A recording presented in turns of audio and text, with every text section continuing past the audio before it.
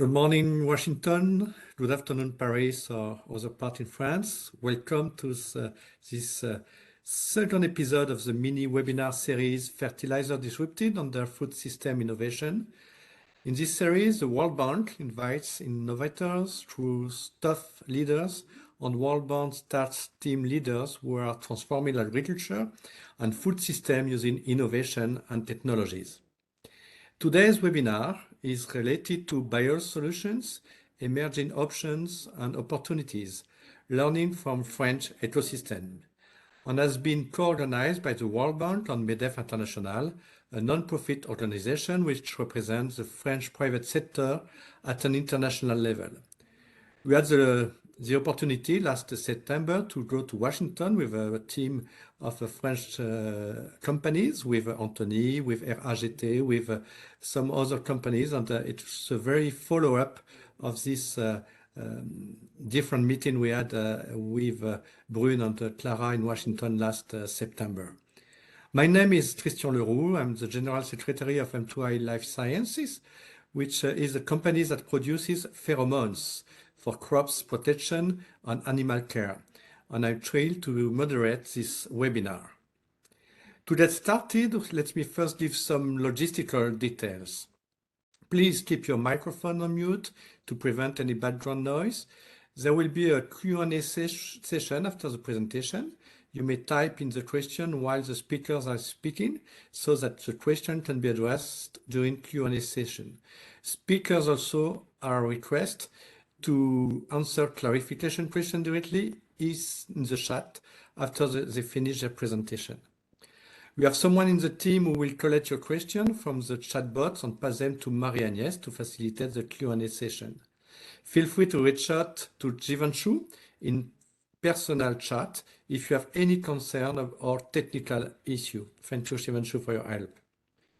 So before I give the floor to our first speakers, I would like to give you a few words of introduction of the double challenges of the global context when it comes to food security.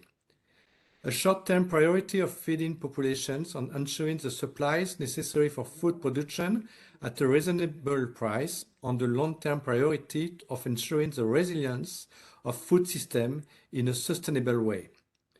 Indeed, today's context of the war in Ukraine has arisen of vulnerability to fertilizer prices and availability, along with the fact that an over-reliance on chemical inputs has detrimental impacts on the environment.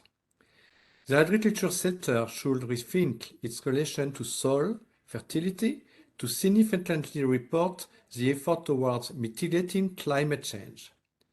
Today, we are pleased to put BioSolutions at the center of our discussion as a powerful contribution to address these issues. To talk about the topic, we will have a lineup of speakers coming from various backgrounds and companies. They will address us with different perspectives, including technology, regulation, enabling environment, and holistic approaches for the adoption of biosolutions. Without further ado, I will now give the floor to Mrs. Marie-Agnès Jouanjean. She is economist with the Agriculture and Food Global Practice at the World Bank in Paris, who will share with us some insight of the World Bank strategy for the transition to resilient food system and biosolutions, with a focus on the work on portfolio of food systems 2030.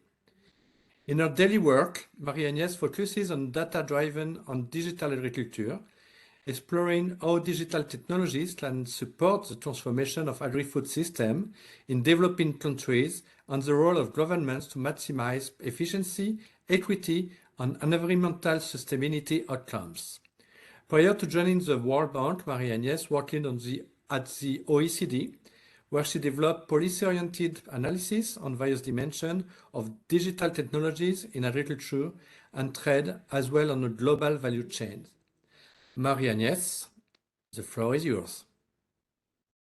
Thank you very much, Christian. So I just want to acknowledge that I am not Parmesh Shah, as some people might have seen in the agenda. I'm replacing Parmesh, who unfortunately came down with the flu, but I'm working with him a lot in his team. So I'm taking over today, a bit last minute, but taking over. So hopefully giving you here a little bit more of the big picture of what we're trying to accomplish, including with bringing you all together today to showcase these solutions and tell us about, you know, what they are first, but also a little bit more about some elements of how we can actually, you know, integrate them a bit more into the ecosystems today. So I think, Christian, you've done a great introduction of what's going on these days. So I don't necessarily want to repeat too much, but clearly the problem that we have is that we need to do a better job at increasing the amount of food we're producing without completely destroying the means to produce this food. You know, where we're using today fertilizers, we know that we're destroying the soils. We know that we've over-relied on these fertilizers, which were a magical tool to increase yields, but we've seen the limitations. And we also see more recently the limitations in terms of the system, the economic system that have been created around that with the war in Ukraine. And you said I was working on global value chains. We've clearly seen that it created a point of vulnerability in these global value chains, which not just start with the production of food, but start with the inputs to produce these food. And so we see we had this dependency on few large suppliers, meaning that when there's a problem, then it ripples throughout the whole food system. So we know they've been efficient, these fertilizers. They've been very helpful until now, and in many places around the world. But now we're realizing this immense and probably, to be honest, not yet fully apprehended costs on the environment and on the results of our food system. So here, you know, what is our approach at the World Bank? Because we know our client countries are particularly vulnerable to all this. And so we need to ensure, how do we ensure that we do better? The World Bank has conducted a range of analysis. There's actually a whole range of research papers out there, think tank papers. So a lot of people have been thinking about this, and we clearly know now that transforming our food system is going to require to go really beyond what I call business as usual. And we will need both technical and institutional innovation. So on the technical front, interestingly, it's not that there's no innovation. It's more that it's not easy to put them to use, right? And so really the agriculture and food innovation ecosystem has been struggling to bring these innovations to use and at scale, despite clearly some obvious need to address global and local challenges. And so the World Bank is keen on helping its client countries move towards more innovative approaches to soil fertility. And we're always interested in hearing about existing solutions, as one issue is often simply access to information about what is possible. And so these webinars are really a good way for us to do this and really bring that information all the way to our operational teams who can then, you know, bring the stories to their client countries. But there's another element to this, which is the institutional front. There's a lot of discussion about removing, distorting, and poorly targeted domestic supports in agriculture. But actually, what we know from all these analyses is that simply adjusting the traditional policy mechanisms in agriculture will not be enough. And so, for example, on our topic today, removing blanket subsidies for fertilizers is important. It's a first step towards better policies. We can use e-vouchers to make it better, have data-driven approaches to have more targeted fertilizer support and use. But this is still somehow business as usual, right? And it will not be enough to solve some of the problems we're facing. So how do we do this? We actually need to change the incentives, and the policies are really important for this. In our jargon, we talk about the repurposing, and we talk about repurposing for green innovation, meaning redirecting a part of domestic support towards targeted investment in technologies that are both productivity enhancing and emission reducing, and appear to hold the potential to deliver what, you know, we like these kind of sentences of triple wins for a healthy planet, economy, and people. But also we need to change the policy designs to help change the way we support farmers. So we need to move from an approach of fertilizer subsidies as the solution to support producers to a system of soil fertility incentives, or this is at least also how we call that, and under which farmers would be paid for environmental services, and they're providing and allowing these farmers to have more choices and to be maybe more creative in terms of the way they ensure soil fertility and achieve high yields. And for example, using some of the solutions that we heard about today, having more incentives to actually use them.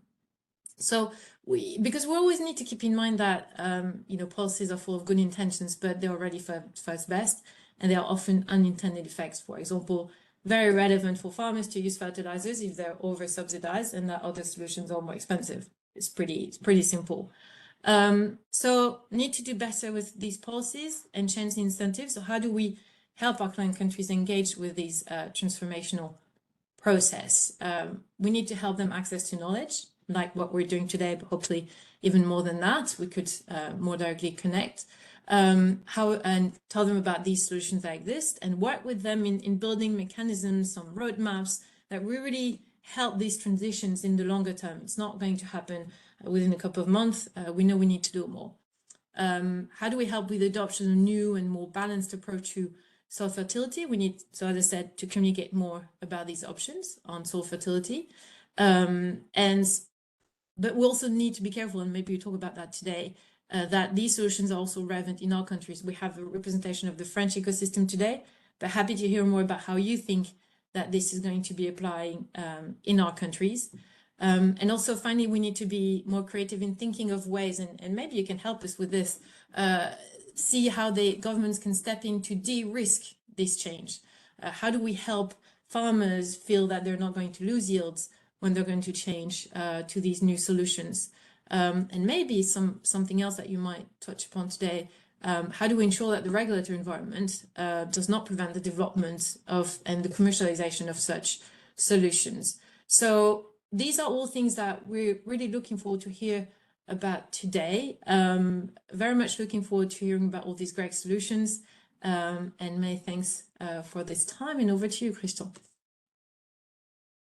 Thank you very much, Marie-Agnès. This was perfectly clear and crystal. And now I will give the floor to Benoît Jiménez, who is a Sustainable Transformation Director at Groupe Roulier. Groupe Roulier is a very famous group in France. He's an engineer specialized in biochemicals engineering. He will talk to us about the transition to sustainable and resilient food system with the necessity to have a combined and integrated approach to biosolutions. Benoît, the floor is yours.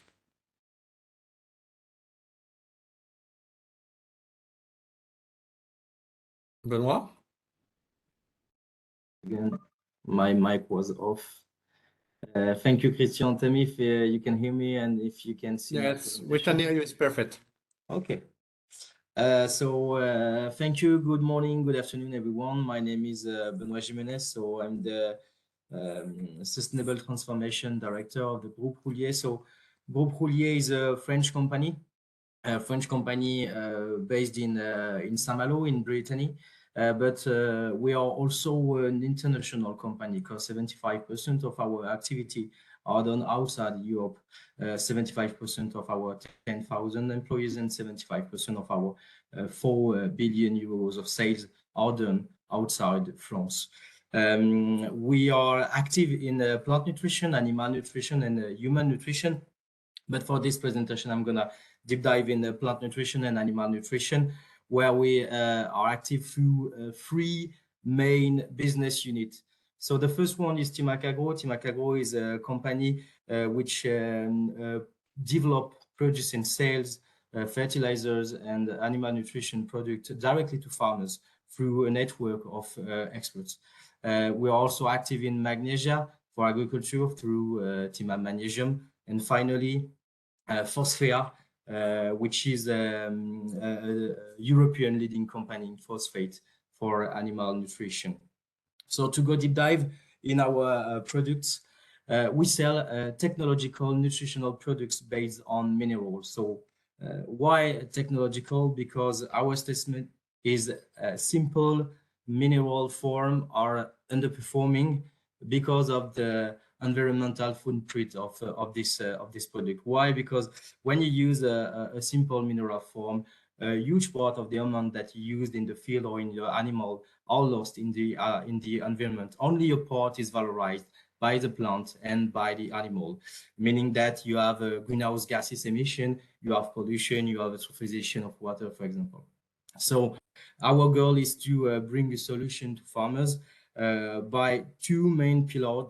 The first one is innovation, and we want to bring to the farmers performance and sustainability. How we do it? With a combined solution. First, a raw material, could be mineral, could be organic or alternative raw material, but we combine it with a natural extract, a biosolution based on algae, based on plant, based on microorganism, in order to boost, to stimulate the natural efficacy of the raw material, which contain the nutritional content of our product. It's not magic.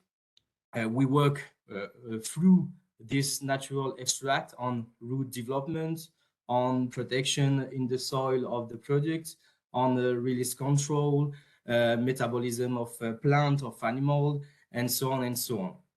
And for example, you are here a picture of our R&D center based in Saint-Malo in Brittany.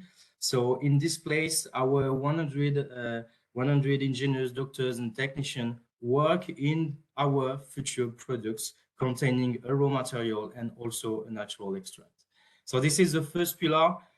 And the second one is proximity with farmers and with our customers. And I think, to be honest, that it may be the most important one.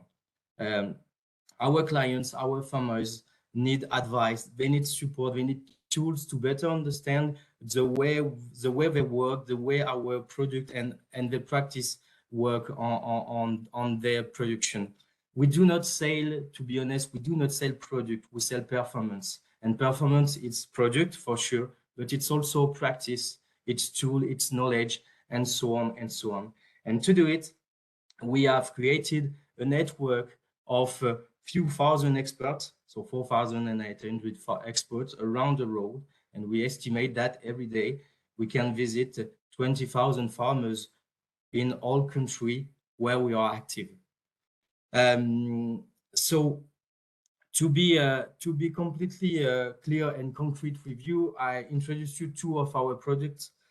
The first one is, so both are phosphate. The first one is a product called Topphos. It's a product that was developed by Team Agro. It's a phosphate completely available in the soil because, in fact, a classic phosphate, how to say, a conventional phosphate can be linked in the soil and unavailable for the plants. So we are in the past developed this product Topphos, and this product is 100% bioavailable for the plant. The other example is Humiphora. It's a new product developed by Phosphea, and it's also a phosphate, but for animal nutrition. This product, we claim that we can use a low content of phosphate with a higher feed conversion ratio and a 20% lower phosphorus discharge in the environment. So in these both cases, you can see that we bring to farmers higher performance and lower impact in the environment. So what our challenge in the future and what our challenge in general? First one, it's important to recall that minerals are really important in all the form. In fact, the issue is not on the product, the issue is not on mineral, the issue is on the lost part of the product, the unvalorized part of the product that generate pollution, greenhouse gases, and so on and so on. So we think that innovation is a solution, but innovation is not so, how to say, it's not so easy because regulations are really difficult for us for such products which are unique, which are based on raw material, but also on natural extract that are protected and developed by our own researcher. So regulatory authorities are difficult for this, but also on raw material, alternative raw material, for example. And to be honest, it's really difficult for us sometimes to develop innovation and innovative product based on this. The third challenge for us is the proximity, and as I told you, I think it's maybe the most important thing. That's why we want to develop, to expand our international presence.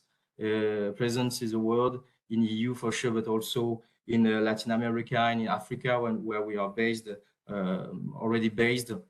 I think that if we want to gauge a better use of such product, knowledge, support, advice to farmers are essential.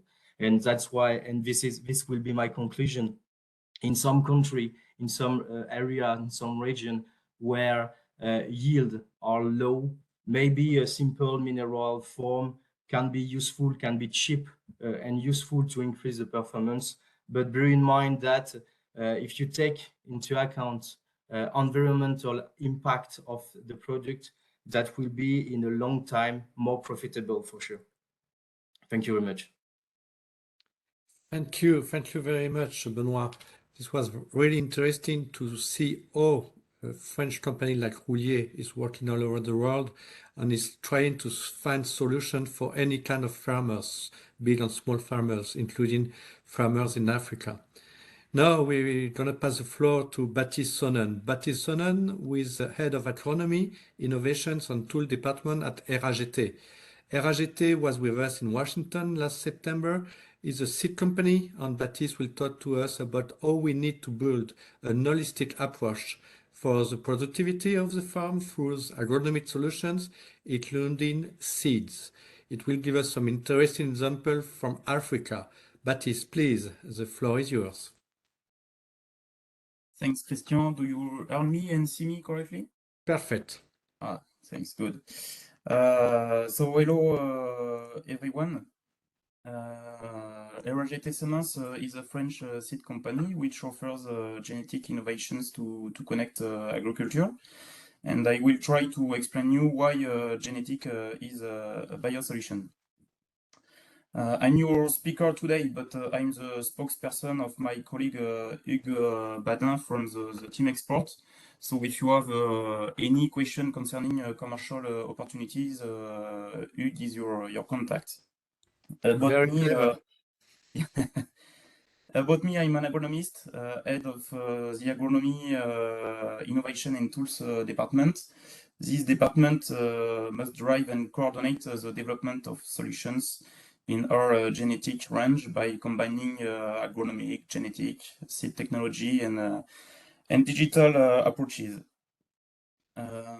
Just a few key figures about our business. We are operating in 48 countries on 5 continents. Each year we develop 230 new commercial varieties.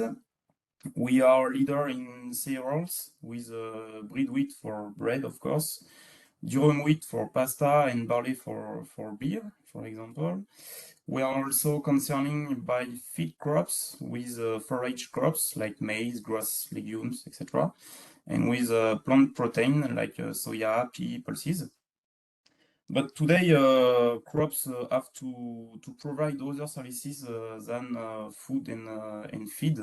That's why we are also concerned by multi-services crops.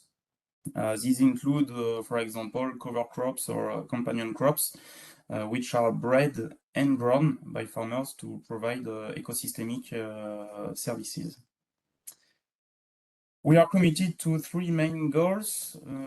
The first one is to increase profitability and improve environment. This slide shows the example of barley in Africa.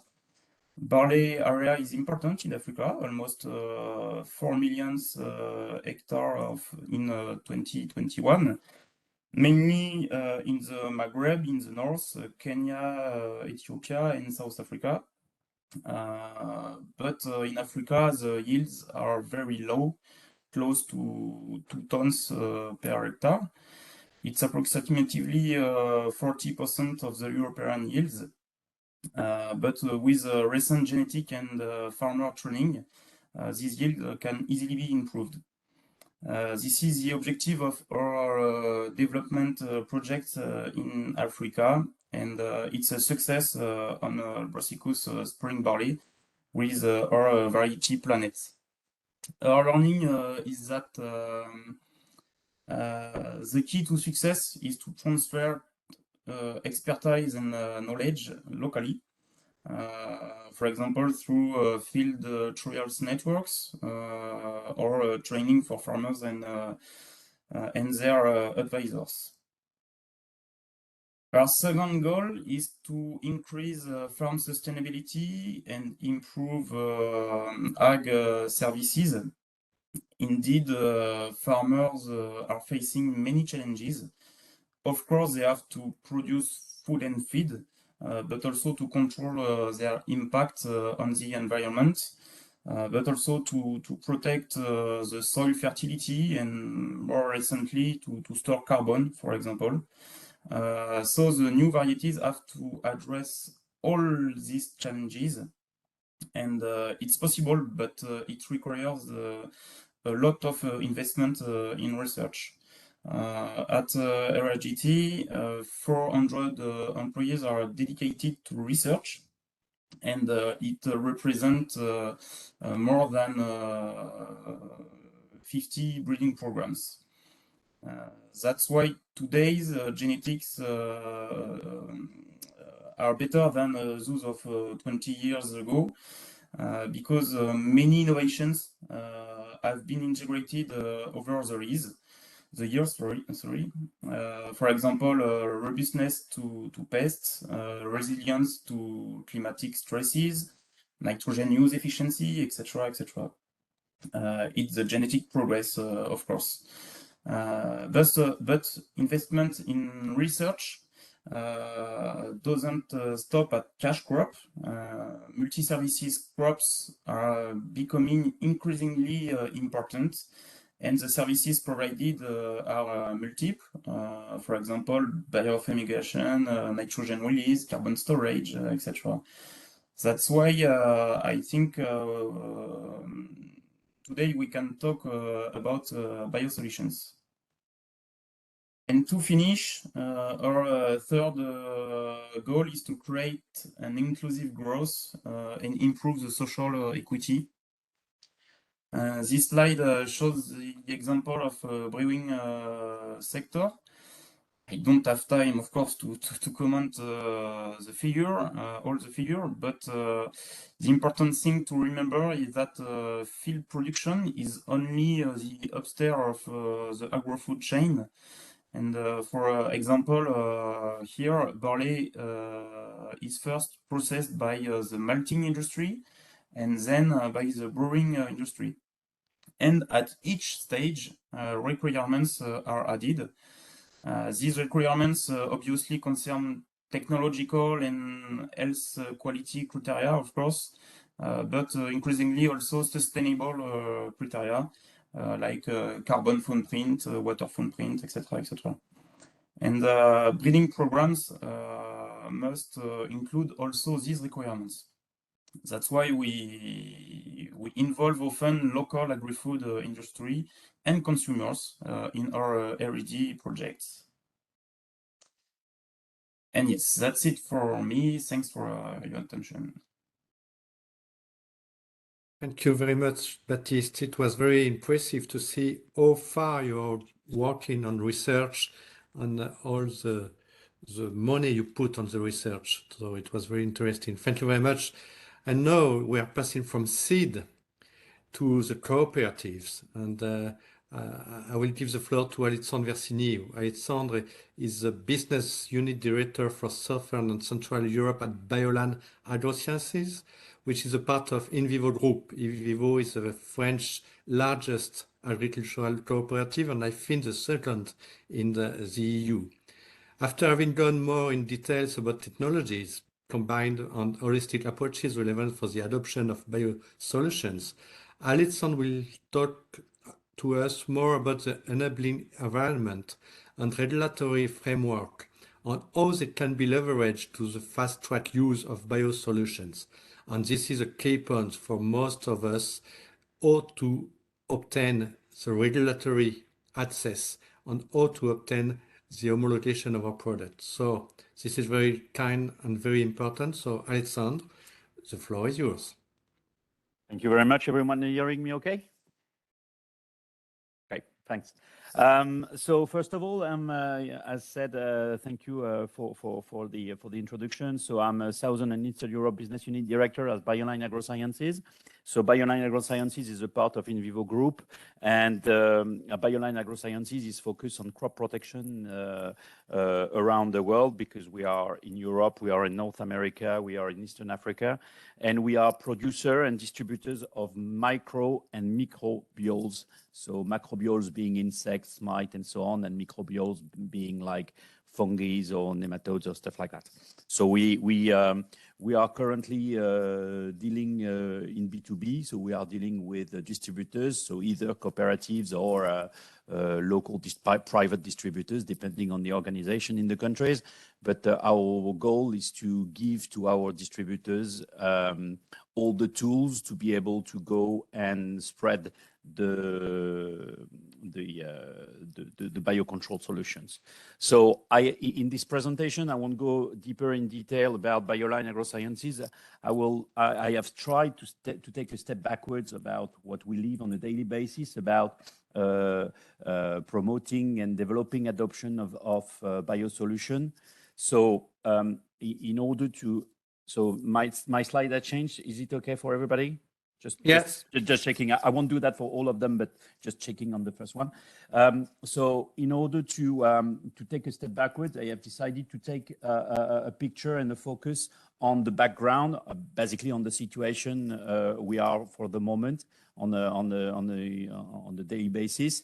So as I said, BioLine, we are much more focused on pest control. So pest and disease control with biosolution are well developed around the world, around the globe.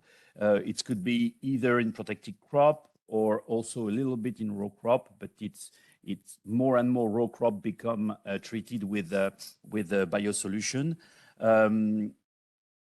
Another statement is most of the pests and disease are still managed with chemicals, with classic chemicals, and to register a chemical to apply on the crops, it's usually a long and expensive process that needs to be done country by country or region by region and crop by crop.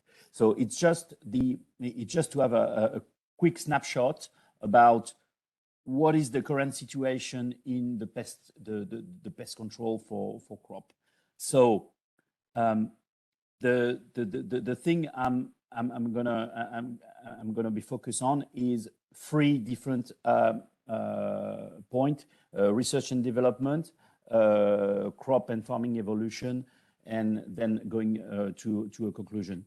So obviously, in terms of research and development, a wide range of biosolutions already exist, but some of the pest and disease remain uncovered. So it's a little bit something we need to be worried about, because the main disease are not controlled by biosolution yet. So a lot of people are working on it, but developing some solution for the very strong and well spread disease is something that which is cost a lot. So it need investment on this part. To cover all type of crops and pests, the R&D needs to be supported as much as possible, because I think the future is in R&D. As BioLine, we invest nearly 10% of our turnover into R&D, but I think it's important to promote in order to have good solution for the growers. Another way is, even if the biosolutions are often efficient, so keep in mind that I've got mainly the prism of macrobioles. I'm not talking about biostimulants and stuff like that, which could be slightly different, but in macrobioles, the benefit of the macrobioles are well known, but we are struggling to apply them easily, because we have to keep in mind that now the farmer have in mind that in order to treat a disease or a pest, it's easy, just spray something and it will work. So we still have this paradigm for the farmers to treat and to manage his pest in the crop. Okay. So this is exactly the next step I was pointing, the crop management and digitalization. we have to change the farmer paradigm for crop management. We have to move from a curative approach of pest management to a more preventive approach of the pest management. BioSolutions need often to be applied several times, which is slightly different from chemicals, which usually take one spray and it's enough. And the farmers have to use different kind of tools, and mainly based on digital, to forecast and to understand how the pest pressure will be in advance in order to apply the BioSolutions at the right moment. Okay.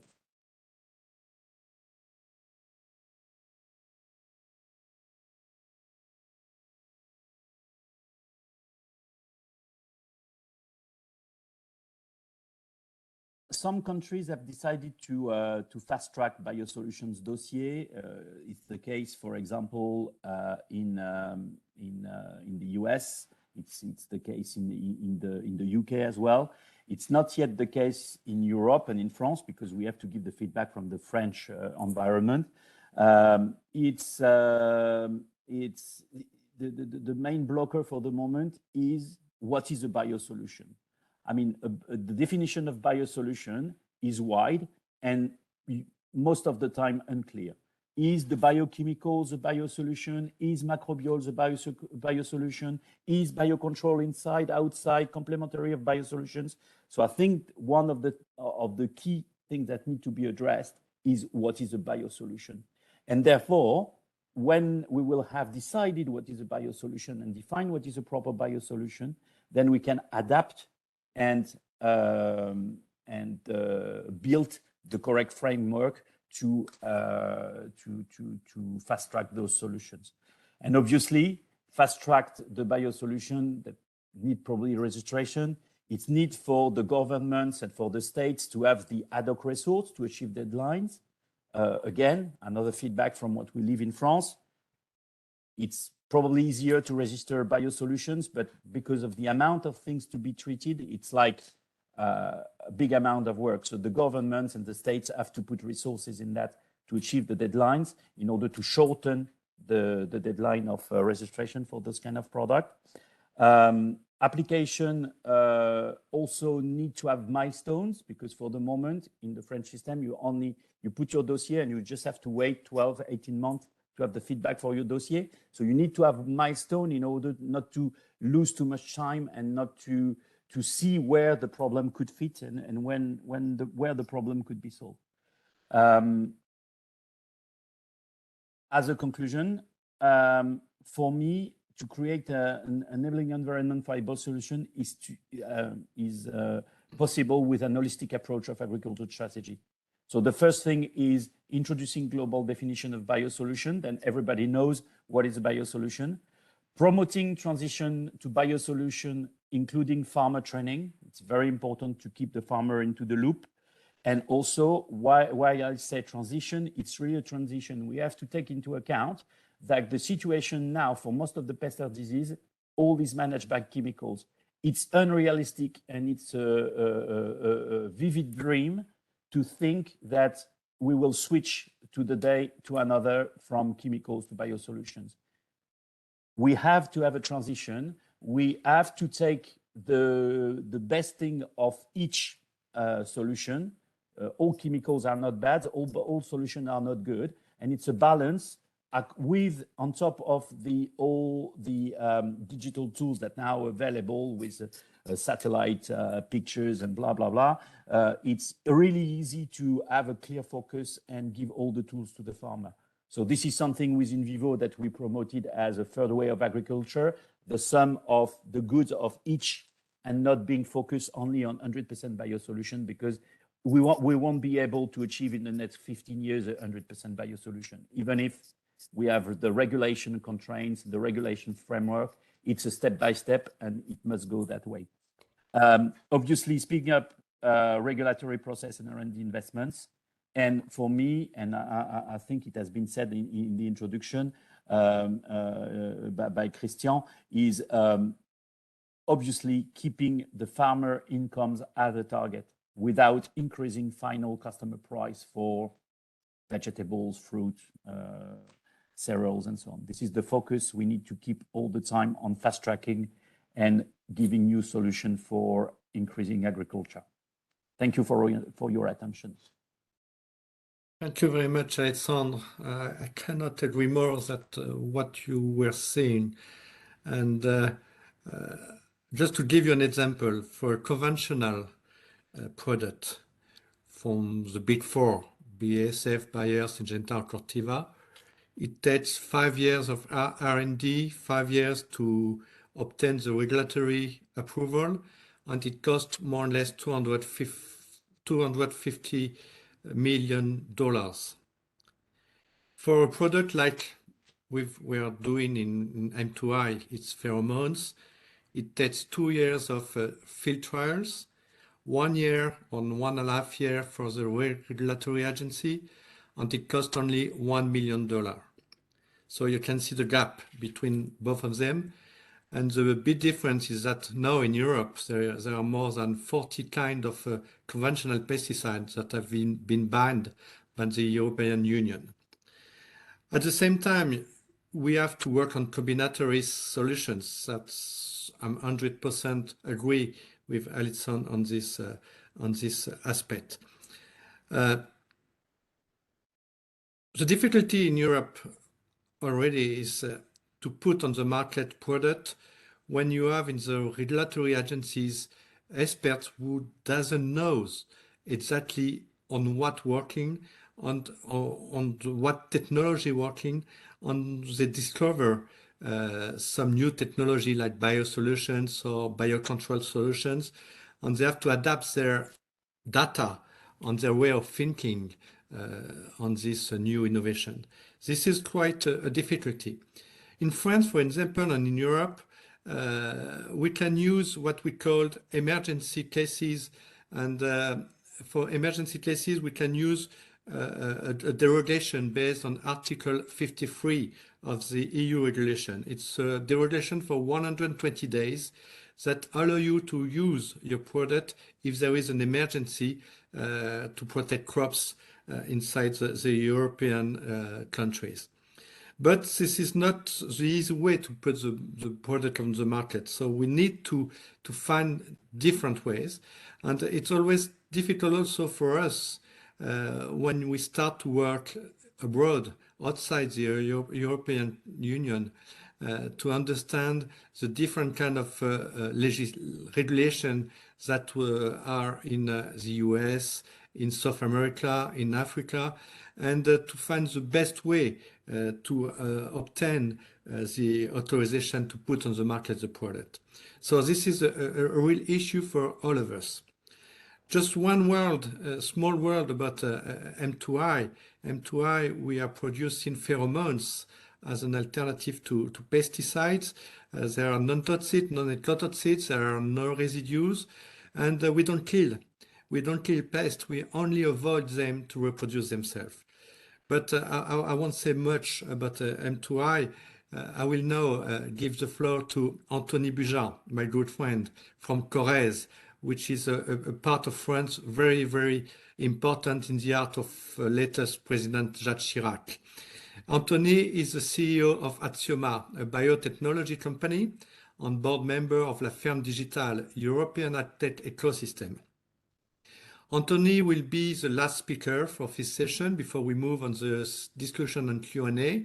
He will expose us to the challenges and the opportunities related to scaling up biosolutions, production and integrated AgTech innovation to the value chain for more resilient food system in 2030.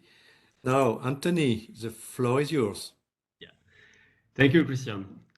So my name is Anthony Bujan. I'm the CEO at Axioma, a biotech company based in the southwest of France near Bordeaux. If you know Bordeaux, the Great Rhine. And we are specialized in the design and the manufacture of biosolutions. Our R&D work goes to as far as marketing approvals, and we partner with industrial companies like Syngenta, Adama, Nufarm, and others for exclusive distribution of our solutions for multi-years contracts.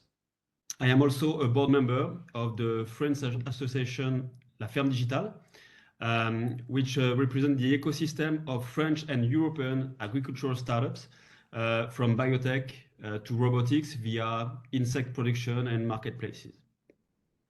BioSolutions are the perfect tools to support farmers to more efficient and sustainable practices. In recent years, fertilization and plant production products no longer meet 100% of their efficiency objectives, in particular because of the effects of climate change, as well as problems of resistance and adaptation of bioaggressors. On one hand, biostimulants have a direct impact on the resilience of crops and make it possible to fight effectively against climatic stresses such as drought or peaks of heat and cold. Biostimulants also help the plant to better manage water and nutrition. And on the other hand, biocontrol products are used in the context of the reduction of doses of phytosanitary products, conventional, and therefore represent a new combined aid against biotic stress. In order to be able to change scale, it is very important that manufacturers can free themselves from a certain number of industrial constraints. We must understand that we are able to produce more and better with less. So we must limit energy needs, anticipate problems with the supply of raw materials, their durability and the volatility. All this right from the design stage of our innovations. Obviously, all this should not cost more to the farmer. He must perceive in the use of biosolution and investment, and this investment will allow the farmer to secure his harvest in quantity and in quality, but also to limit his impact on his soils and its environment. Everywhere on the planet, the use of biosolutions in agriculture is no longer a choice, but a necessity. Not only the only choice, but there is a real choice to try a lot of things about biosolutions. To succeed in these new practices, it is imperative that the application of those products does not represent a new constraint for the user. So biosolutions have to be mixable with any input currently used by the farmer, from seeds to plant production product. The World Bank can be a key player in the acculturation and the development of biosolutions. Many obstacles exist today, we talk about it, such as the regulation and the lack of a fast track for biosolutions. So we can propose to the World Bank a French alliance of companies present here, from seeds to biosolutions via fertilization. A group of experts at your service will allow you to set up for 3 years, for example, in African or South American countries, a pilot model of efficient and sustainable agriculture.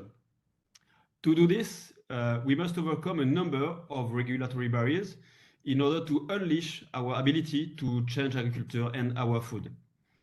These 2 pilot countries will demonstrate for 3 years that a more sustainable agriculture is possible.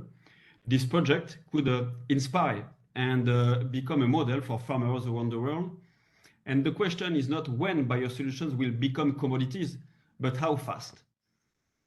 To develop our biosolutions at an international scale, Axioma has imagined a model factory in France where all Axioma know-how and the technologies are concentrated. Then daughter factories located in the countries where we will develop our biosolutions. These factories will be close to the distributors and close to the farmers. The idea is to have a positive impact on the territories in which we will operate. And the goal is create value, recruit local teams, promote industrial employment and the economic development of these territories. And to conclude, once again, biosolutions are part of the solution for an efficient and sustainable agriculture. And this type of project could inspire and become a model for the entire value chain around the world. Thank you. Thank you very much, Anthony. This was very clear. And this proposal, I hope, the World Bank will be agreed to make a follow-up of this proposal, because I think having the private sector experiences on this matter will be very useful for the World Bank.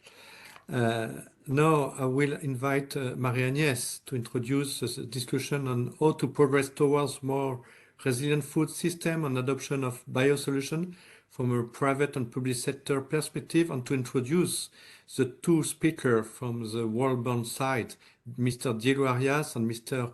Malte Plewa. Please, Marie-Agnès, the floor is yours. Thank you very much, and thanks to all the panelists for great innovations that they've presented here. So I really will be brief. I will, the bios are accessible in the invitation, so I will just introduce very briefly first Diego Arias, who's a practice manager in the Latin America and Caribbean region. So I think he was very interested when you first presented this at the World Bank a few months ago, and I will give him the floor to make some interventions and some comments on this presentation. Over to you, Diego. Thank you, and thanks, Baptiste, Benoit, Alexander, Christian, and Anthony. Very, very interesting work that you are doing, and very relevant for today. We talked today how our food systems can address environmental, but also human health issues, and the type of solutions and technologies that you presented are very much in line with that shifting of the objectives of achieving multiple goals at the same time. I'm going to make a few comments, but also ask questions back to the panelists, but also for the participants to get a discussion going. I'm Diego Arias. I work on the public sector of the World Bank. As you know, we provide support, both financial and advisory, to governments. I cover Latin America and the Caribbean. I'm based in Panama, and we are very much discussing with our client countries, Latin America being a net food exporter, how the region can not only maintain its competitiveness, but also address these multiple goals of climate change, biodiversity, as well as human health.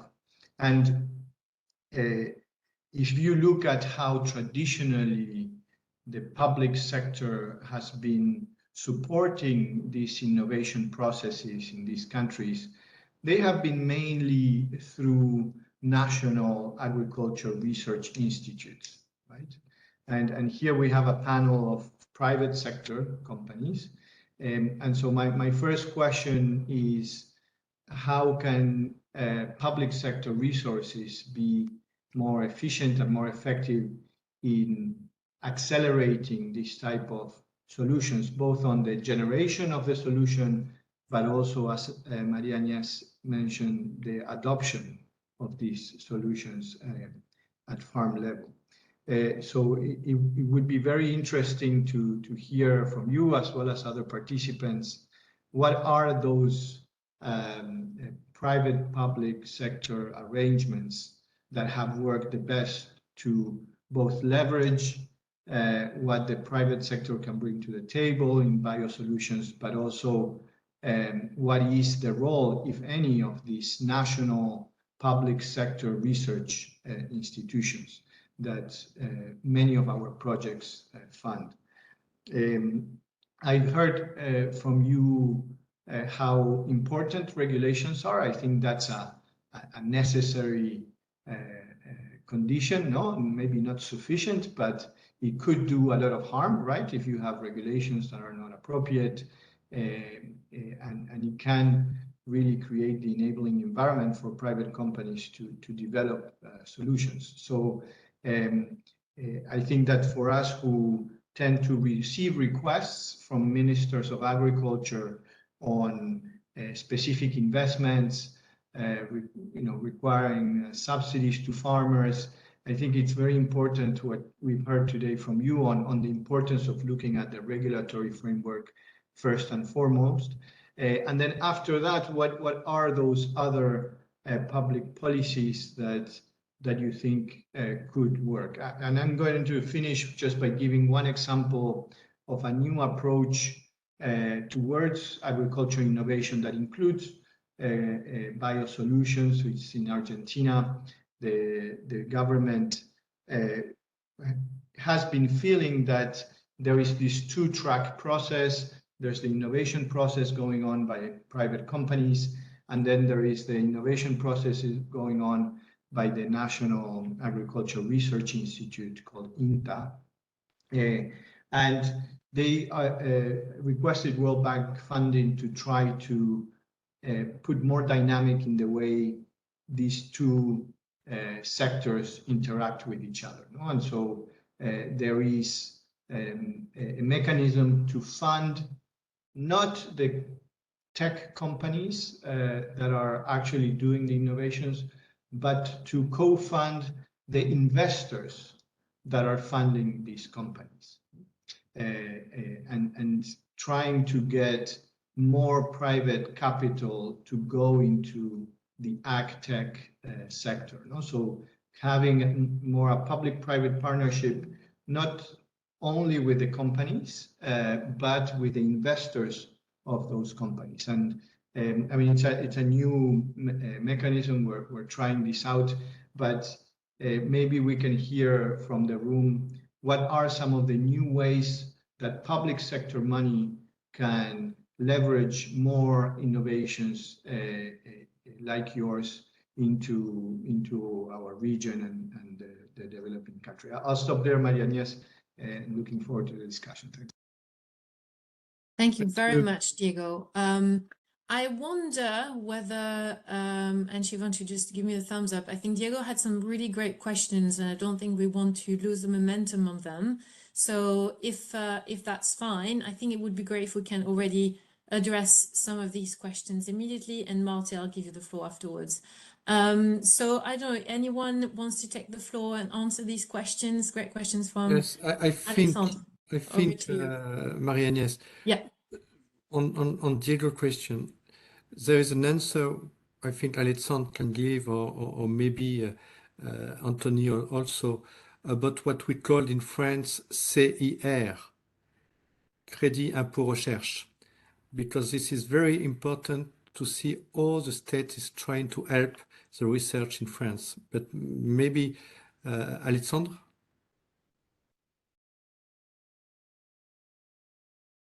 We cannot hear you, Alexandre. You're on mute.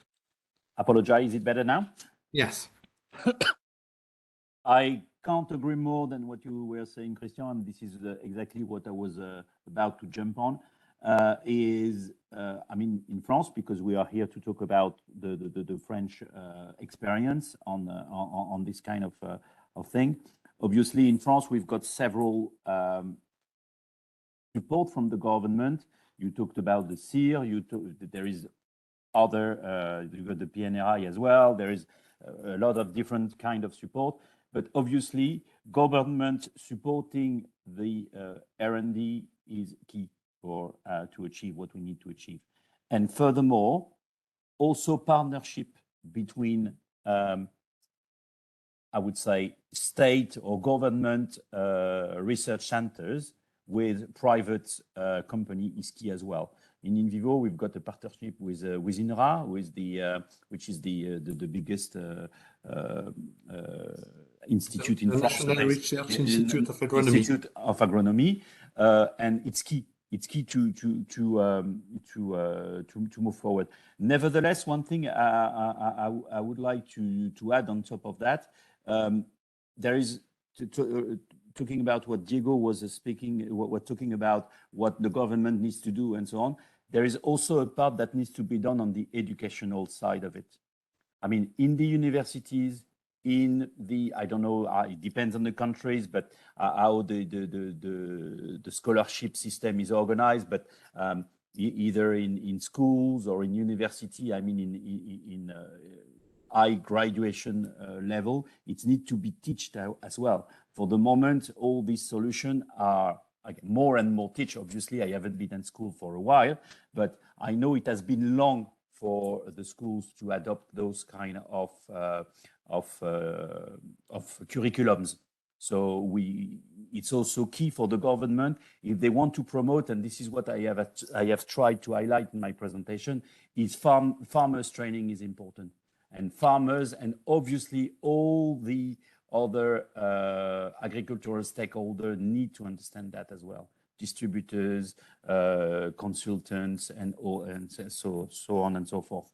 So this is my point. So education is key as well. One more question, Alexandre, or maybe someone else can explain to our World Bank friends how works CIR, how it works. Who wants to answer that?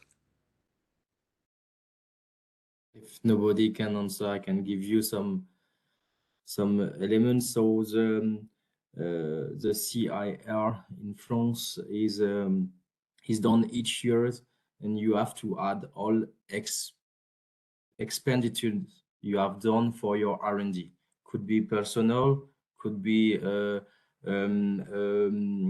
capex, could be everything, IP and things like this. Everything you have done for your R&D, you have to add everything, and it's a third of this amount that you could decrease of your tax at the national level.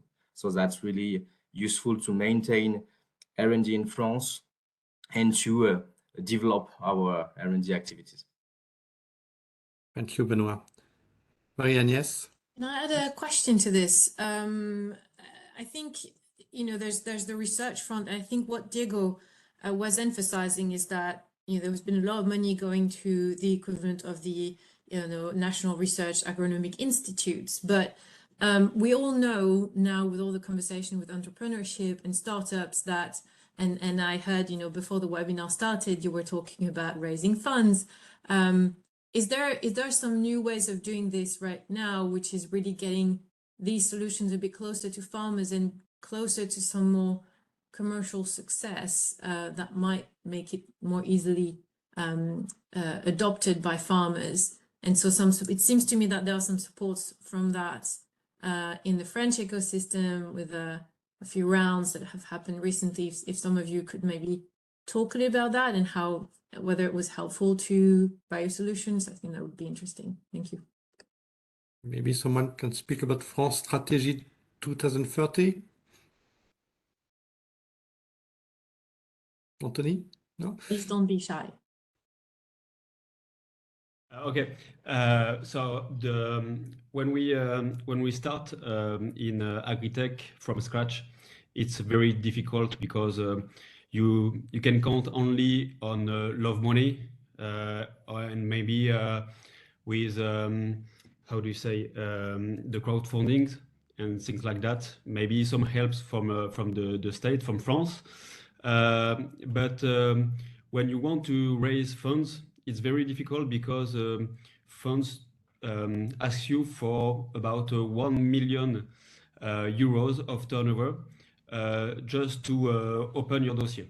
It's something very strange because we know that there is a lot of innovation. It takes a lot of time, and in the agricultural world, it takes a lot of time because, as Christian said, we have to design the product, we have to try and to make a lot of trials to have the marketing approvals, and all of this take about maybe between 7 or 10 years, and it costs a lot of money.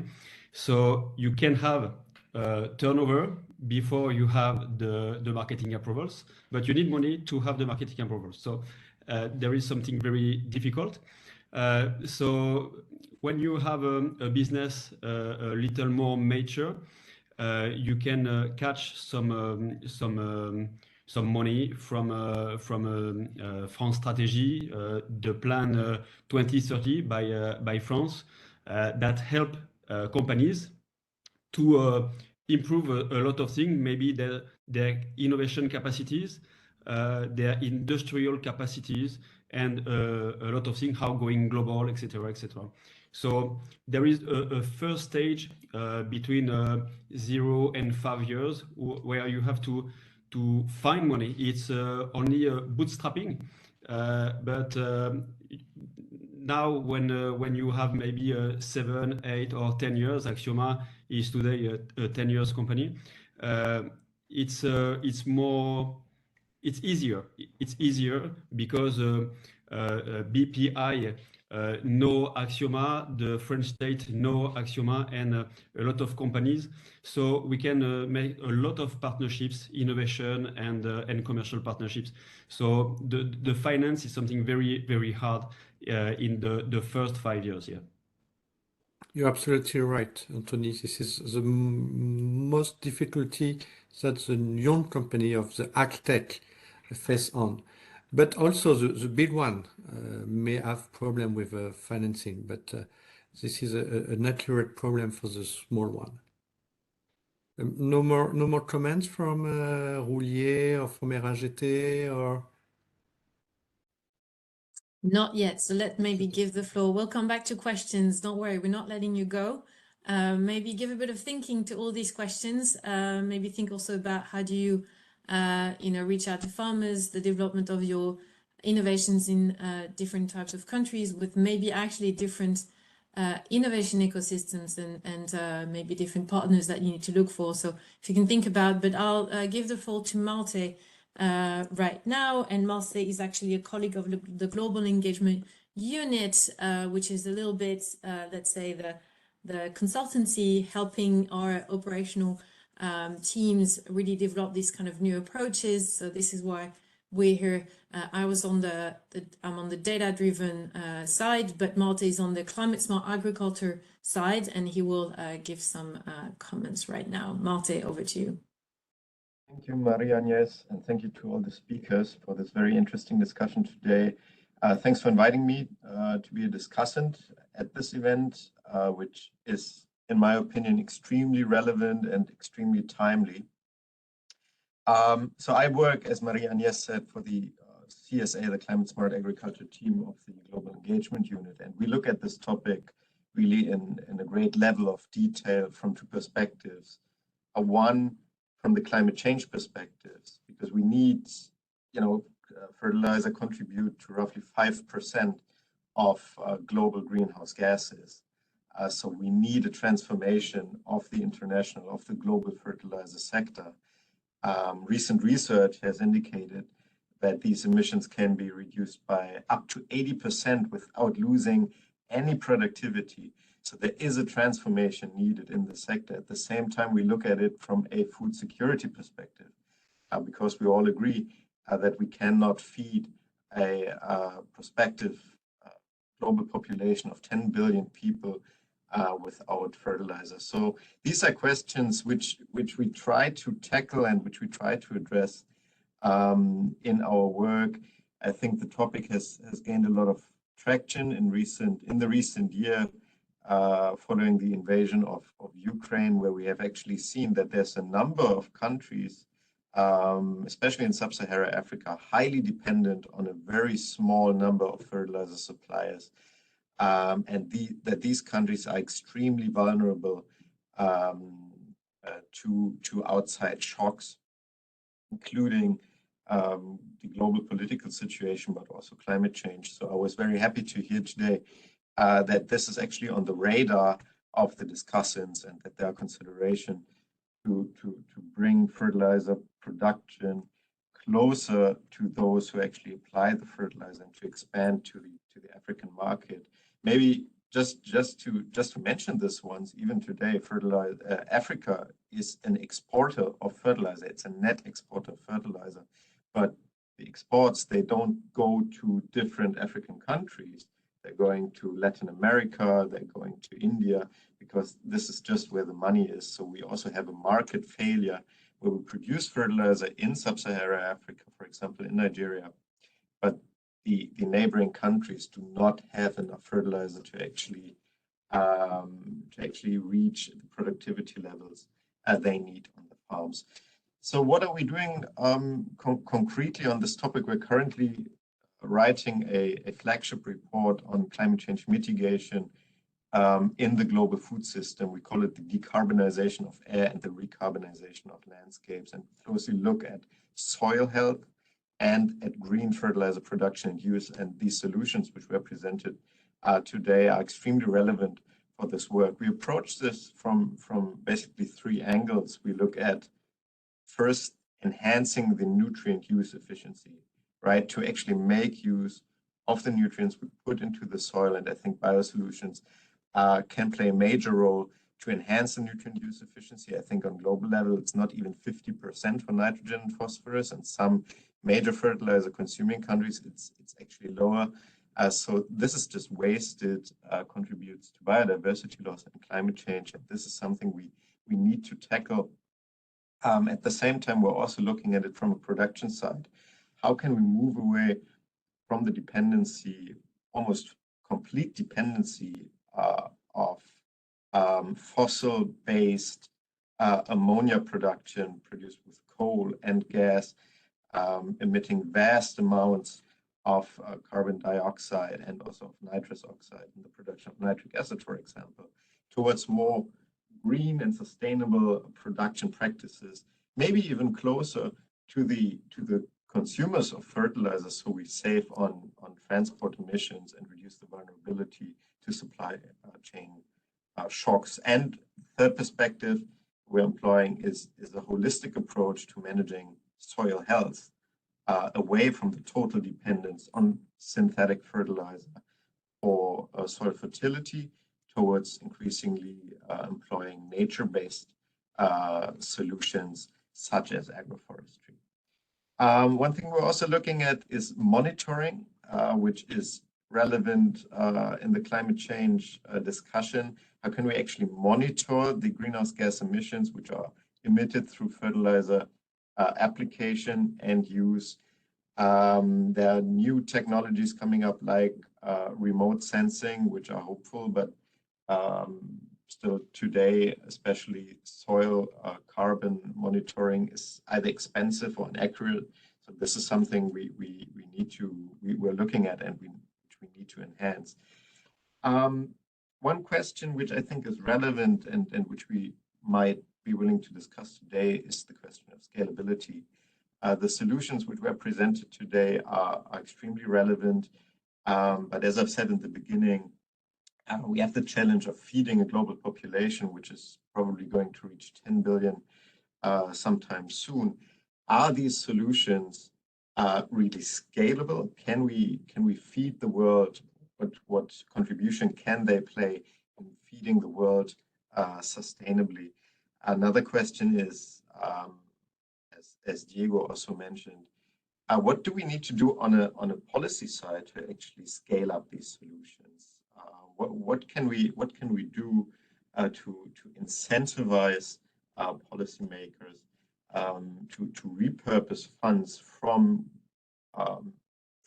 very environmentally harmful subsidies, which are currently widespread in the fertilizer market, to actually support the solutions we have been discussing today? Thanks. Thank you so much. So I think we can first address them, and I'll come back to you all with a couple more questions, which we know have been highlighted by some colleagues in the chat or by other means, to be honest. So Malte, you'll tell me if I'm missing some of your questions, but I think one of the questions that obviously is coming back is, and for us is one of the most important, how do we help our client countries embrace this kind of innovation, do this repurposing of these policies from these quite distortive and not very efficient, to be honest, policies, to policies which are helping farmers really embrace these kind of new ways of supporting soil fertility. I know that you all already more or less addressed this, but it's more a bit of a 30 seconds elevator pitch that I'm asking from all of you, but what you think would be the most important element. And I'll come back to some other elements Malte asked, but if we can start with that, or if you really can't wait to answer some of his other questions, just please feel free to do it.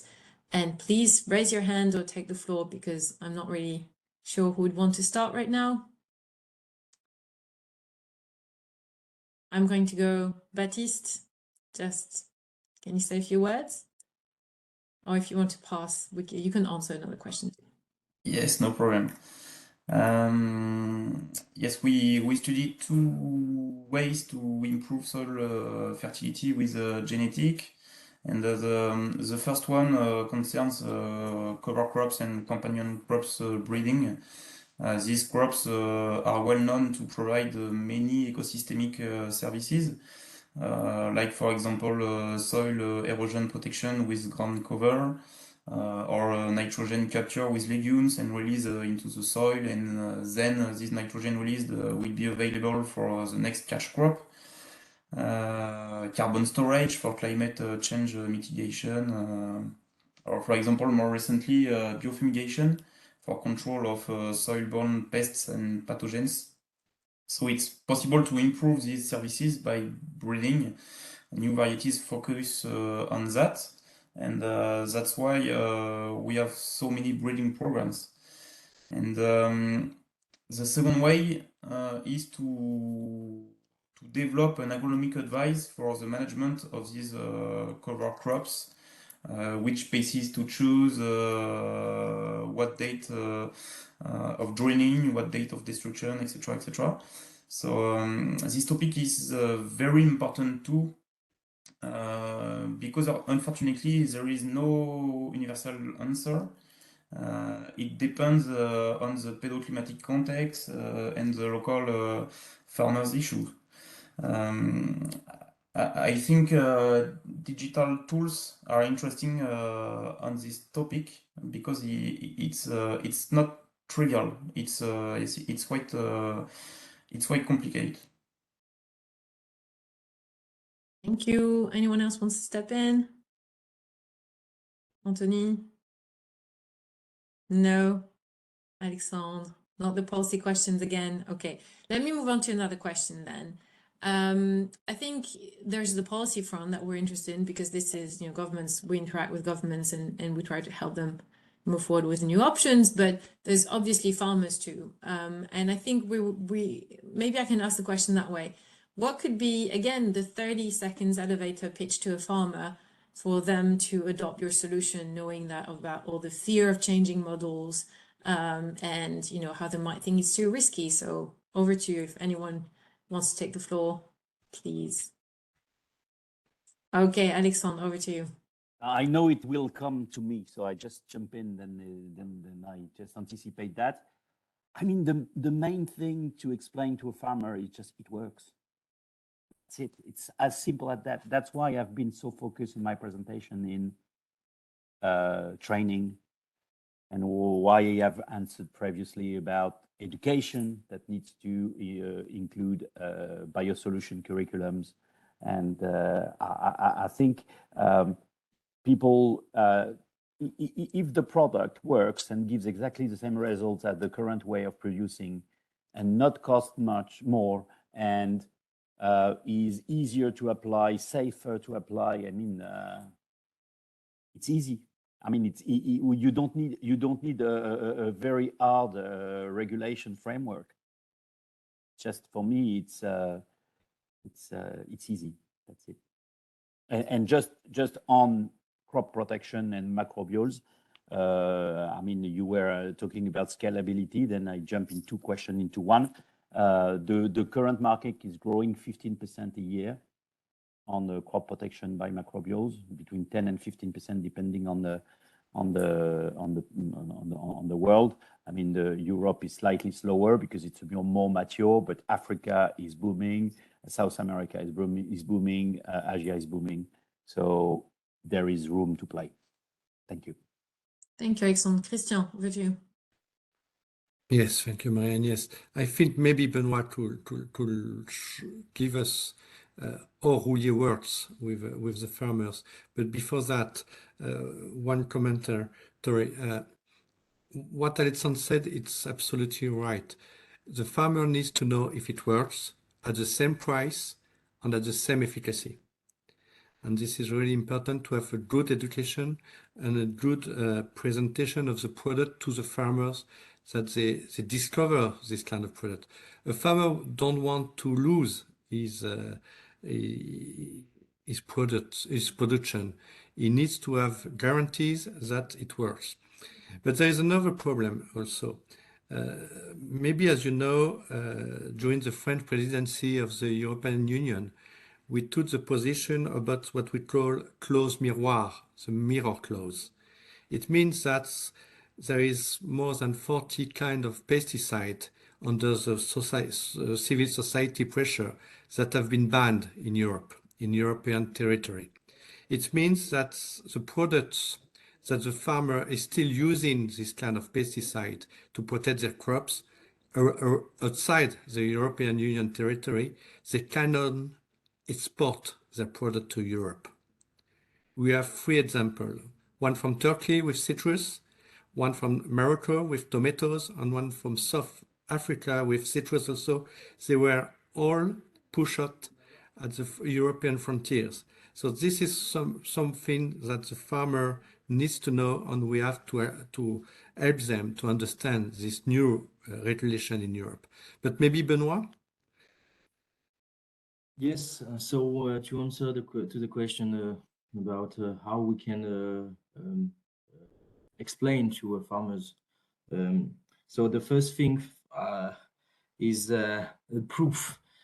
All of our products come from our R&D, and we refuse to sell something that was never tried on the field, but on local field. So as we are active in more than 50 countries around the world, all our products at the end of the development. So there is a part of the development that are done in Saint-Malo in our greenhouses, automatic greenhouses in Saint-Malo. But when everything is ready, we send all a sample to our subsidiaries to organize a field trial locally. And it's a way for us to prove, give a proof to the farmers of the results and the efficacy of our products. So the first thing is results. We have to show results to them, because nobody will engage modification, evolution of practice without such proof. The second thing is we need to create collaboration with them. That's why we have created such a network of experts around the world to create collaboration with farmers and to advise us in the long term, in the long run, working with them on a fertilizing plan, on a yield objective goal, and things like this. And that allows us to, I think, open a discussion with them to an evolution of practice. That's not finished. I think we also need tools, and we are working on it. So tools in the field in order to obtain information, soil tests, for example, in order to address exactly the issue of each farmer. So this is something really important to us. It's to propose an integrated way of thinking with the farmers. We sell a product that will answer to the issue, to his issue in his field, and this is a way of collaboration with such farmers. Thanks a lot, and thanks to all for the answers. But Christian, I just wanted to point out to your answer, which I think is interesting as an answer on the policy front, because actually this is a question of a push and a pull. What you're saying here is that Europe is often a standard setter around the world when it comes to some elements related to trade. And we do know that this is actually a quite push. And we know in terms of, for example, for cocoa value chains, all these regulations on deforestation, for example, are going to be very important. But as you mentioned, indeed, we've known on pesticides, it's always been very important. On fertilizer, it could be also important in the future. So very interesting indeed to see there's 2 ways to this on push and pull.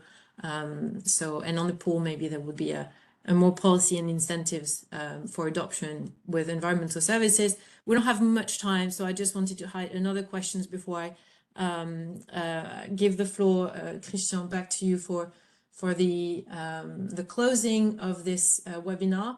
and noting just the data front of things that Martin mentioned also with the monitoring. I think I would have loved to hear more about that from your point of view on this, and we've had some of you talking about digital and data. That would have been interesting. No time for it, so my last question is more a reflection on an exchange that was on the chat. And Anthony, how you mentioned some elements in the chat about this question about your partnership with Syngenta, but I think I'm interested in your answer more in the front of Malta's question on how can these solutions feed the world? And I think your answer was very much spot on this. Over to you.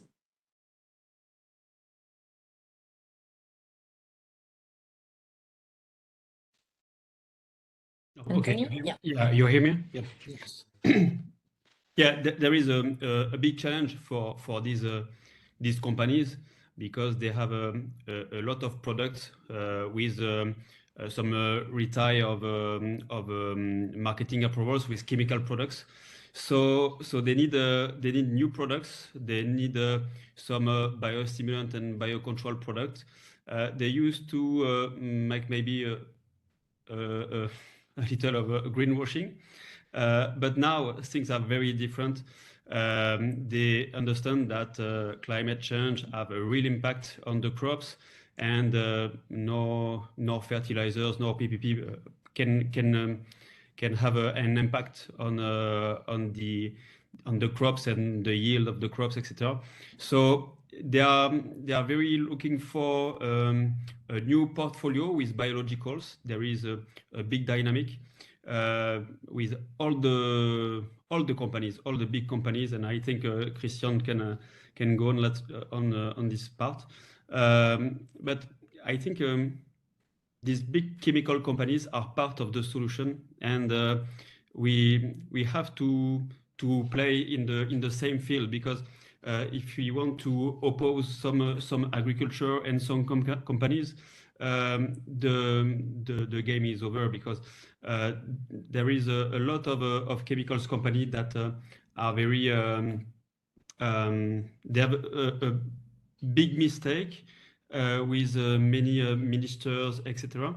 So they can discuss today with the Minister of Agriculture or Economics or Industry, and they want to clean their face. So I think there is a place for companies like Axioma, like all the biological company, to partner with this company. I think there is a big challenge. Thank you very much. I did like what you said in the chat. Then I'm going to say that you wanted to be, you didn't want to be against, but more with these kind of partners. I think that's a more creative way of doing things, to my own personal opinion. So maybe I'm wrong, but that's my opinion. Thanks a lot, Christian. Over to you, and thanks at my end for the panelists. Very interesting solutions, and looking forward to hearing more. Christian, over to you. Thank you, Marie-Yes. If you don't have any closing remarks? No, I think I'm done. Okay, so in this case,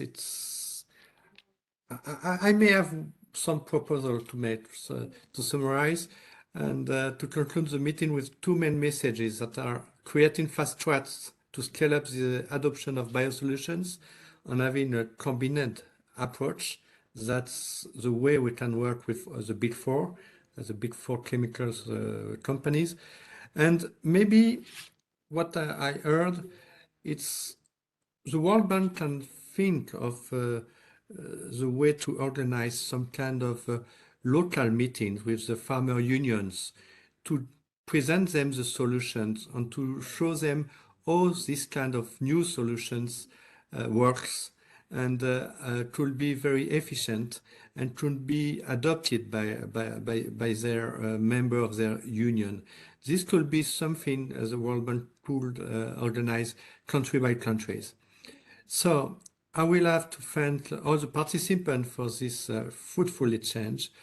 And of course, MEDEF International with Brune, with Clara, and all the team remains at the World Bank's disposal for any further question and to work on the pilot hypothesis. We remains at your disposal. The companies also, and I thank my fellow friends, Alexandre, Benoit, Anthony and Baptiste, because I think the French team and the French ACT team is at your disposal also to present you our innovations and to be a partner with the World Bank. Thank you very much for everybody. Thank you, Marie-Agnès. It was a pleasure to work with you today. And have a great day in Washington and have a great evening in Paris. Thanks, everyone. Bye. Thank you, everyone. Bye-bye. Thank you. Bye. Bye.